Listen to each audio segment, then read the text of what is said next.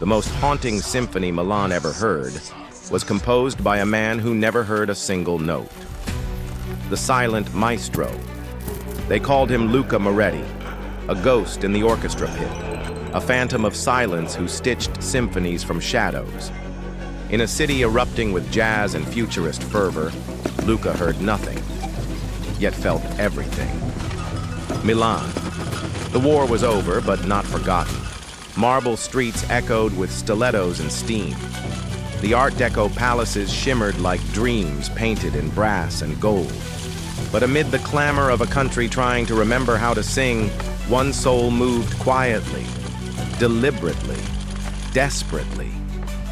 Luca was born without sound, a childhood of silent days and muffled nights. No lullabies, no Sunday bells, just the pulse of life under his skin, vibrations, whispers in his bones, the flutter of fingers on piano keys he could not hear. Music was a phantom limb. It ached. But where others saw a lack, Julia, his sister, saw a gift. She was his anchor, his interpreter, his melody. She read his eyes like sheet music. They spoke in gestures, in glances, in the tremble of a wrist or the lift of a brow. And through her, Luca began to shape a new language, one born of silence, but steeped in sound. Luca did not learn music. He became it. Every morning, Julia would tap rhythms on his shoulder blades, waltzes, minuets, marches. He'd hum them silently, feeling each beat ripple through his chest. She'd compose with ink, and he with breath. Together, they transcribed the unspeakable. But Luca wanted more than transcription. He wanted transcendence. He dreamt of a symphony unlike any other, not written for ears, but for souls, a piece that could be seen, felt, lived. He scoured the Conservatorio library, pages under his fingertips, memorizing staff lines and harmonic theory by candlelight.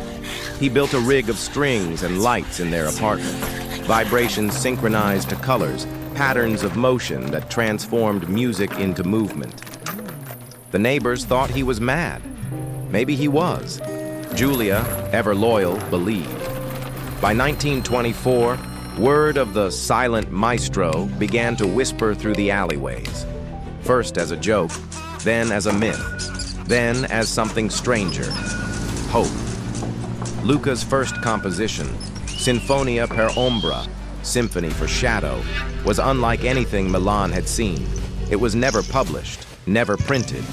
It could only be performed because it existed in motion, not notation. A live experience of vibrating panels, pulsing lights, and dancers in sync with the invisible tempo only he could feel. But no one would risk a theater for a deaf composer.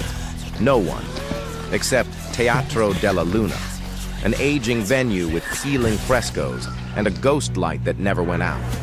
The manager, a blind widow named Signora Armoni, understood the price of lost senses. She gave him a week. 7 days to make the impossible, inevitable. The rehearsals were chaos. Musicians trained by ear had to be taught to watch instead, to trust a flicker of light over the sound of a baton. Dancers, used to counting beats, had to feel the tempo beneath their feet. Julia translated Luca's vision like a prophet, his fury, his joy, his mournful crescendos. At night, they wept from exhaustion and stitched the next movement together by candlelight. Opening night. Milan was skeptical. Critics sharpened their pens like blades. Aristocrats came for the spectacle. Artists came for blood. But when the lights dimmed and the hall plunged into a velvet hush, something extraordinary happened. The silence sang. Projected shapes twisted across the ceiling. Hues of lavender and indigo pulsed with every cello stroke. The violins shimmered in gold, rising like dawn over the shoulders of the strings. Dancers floated, guided by strobe and tremor, mirroring the dreamscape in Luca's mind. No words, no lyrics, no audible pitch, just feeling. And in that shared surrender, Milan remembered something sacred. That music was never just sound. It was a sensation. It was communion. It was the story. By the final movement, the audience was not applauding. They were weeping. Luca did not bow. He stood behind the curtain, hand in Julia's, breathing in the silence he had turned into song. That night, the papers called him a madman. By morning, they called him a genius.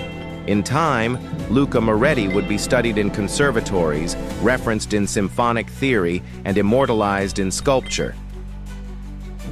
But he never craved fame. He only ever wanted to be understood. They say silence is absence. Luca proved its presence.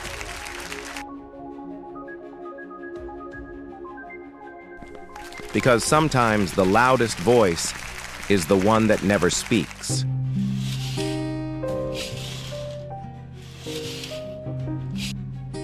The Silent Maestro.